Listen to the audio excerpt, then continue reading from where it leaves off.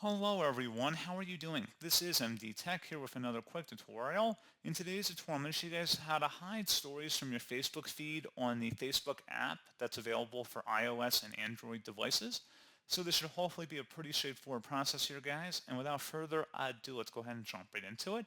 We're going to start off by opening up the Facebook app and select your profile icon in the top right.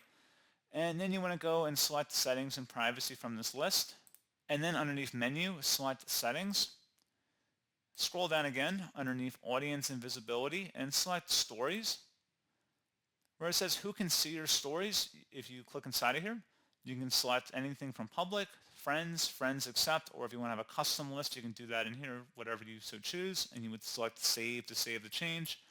And that is all you have to do.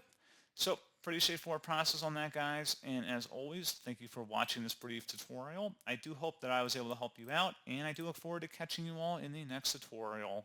Goodbye.